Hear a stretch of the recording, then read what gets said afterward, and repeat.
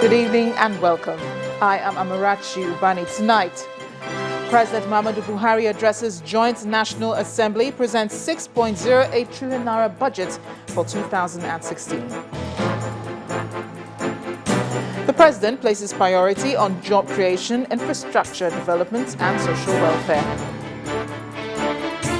Reactions pour in over the 2016 budget. While some see it as a budget of hope, the PDP says the figures are unrealistic.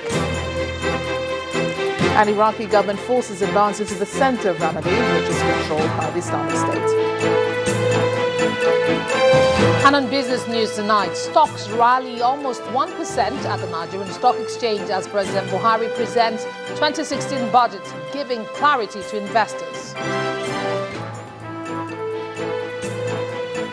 On sports news tonight, Serena Williams and Novak Djokovic emerged the best individual tennis players of the year 2015.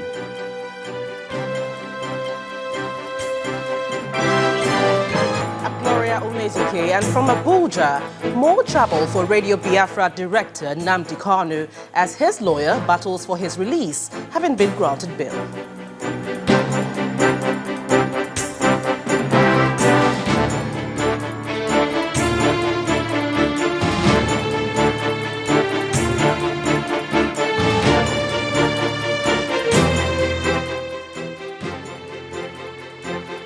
We begin with good news here in Channels Television, which has emerged the best TV station of the year for a record 9th time. The station clinched the award at the 23rd Nigeria Media Merit Award NMMA held in Lagos.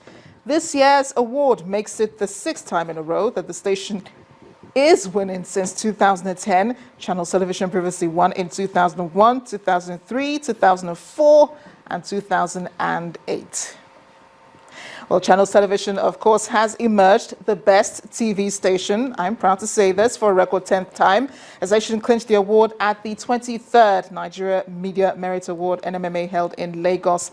It makes it the 6th time we've won in a row. The station has been winning since 2010.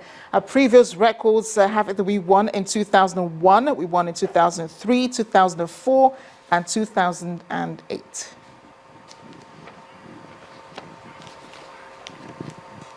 Congratulations to the best TV station of the year. Now to other stories. President Muhammadu Buhari today presented the 6.08 trillion naira 2016 budget to the National Assembly. A joint session presided over by the Senate President, Dr. Bukola Saraki, had all the lawmakers, members of the Federal Executive Council, and staff of the presidency in attendance. It's the first full budget of this administration, and expectedly, nothing is left to chance. The proposal had been sent to the National Assembly and several meetings held between the lawmakers and the executive to iron out the grey areas. On D-Day, however, it's a full house as the lawmakers from both chambers as well as the ministers filled up every available space. At exactly 10 o'clock, the president walks in with some of his aides, and that signifies the beginning of the business of the day.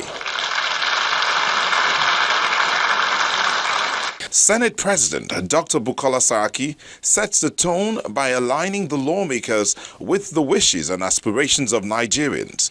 He promises a speedy passage of the budget. On the budget, we are willing and ready to provide the scrutiny necessary to pass only a budget that can be implemented comprehensively. We are ready to move swiftly and speedily to pass the 2016 appropriation bill, the swift passage of medium-term expenditure framework, and the fiscal strategic paper already points to our commitment and our resolve towards this. President Buhari, in a speech that lasted about 30 minutes, summarizes his administration's spending plans for the year 2016. And it's one with a lot of firsts. Capital expenditure is up by 9% for the first time in several years.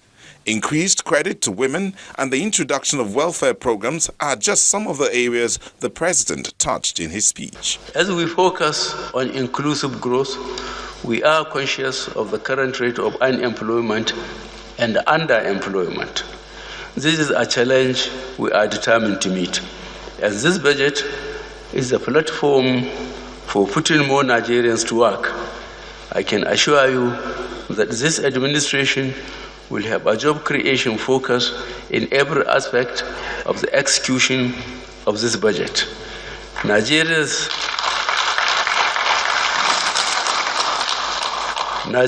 job creation drive will be private sector led.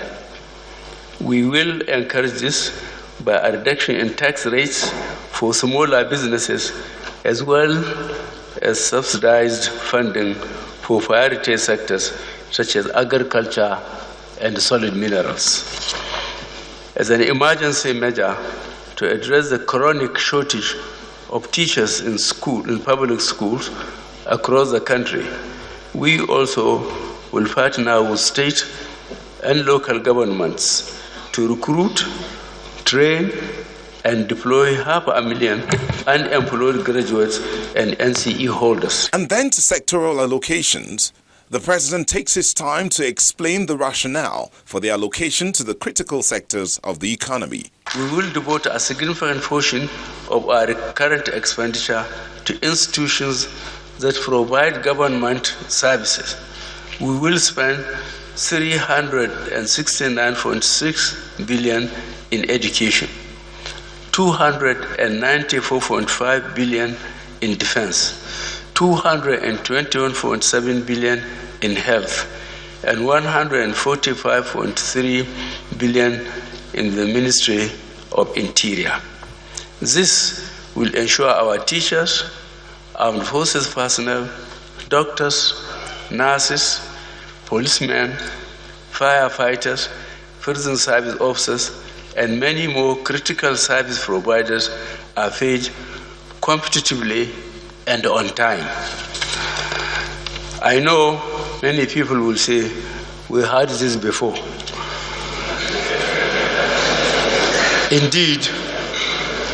Indeed, trust in government, due to the abuse and negligence of the past, is at all-time low. This means we must go back to basics.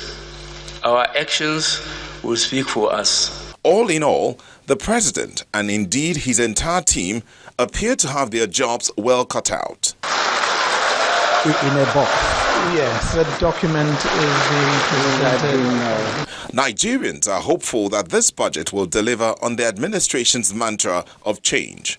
A change that should be visible in the standard of living and the general quality of life of the average Nigerian. Meanwhile, President Muhammadu Buhari has condemned the persistent long queues at filling stations across the country, but has promised to put in place urgent steps to alleviate the pains of the scarcity on Nigerians. During the budget presentation at a joint session of the National Assembly, the president said pump price of petrol will stay at 87 naira per litre for now. Accordingly, I have directed the Petroleum Product Pricing Regulatory Agency, PPPRA, to adjust its pricing template to reflect competitive and market-driven components. We believe this can lower input costs and attain efficiency savings that will enable PPPRA to keep the selling price for all marketers of petroleum at 87 naira per litre for now.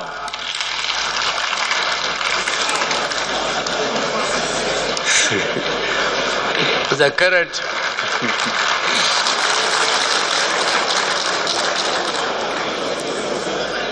current fuel scarcity, with long queues at petrol stations all over the country, causing social dislocation, is very unfortunate.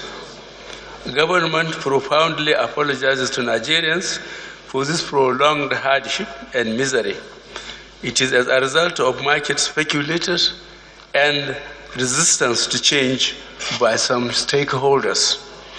Government is working very hard to end these shortages and bring fuel to the pumps all over the country.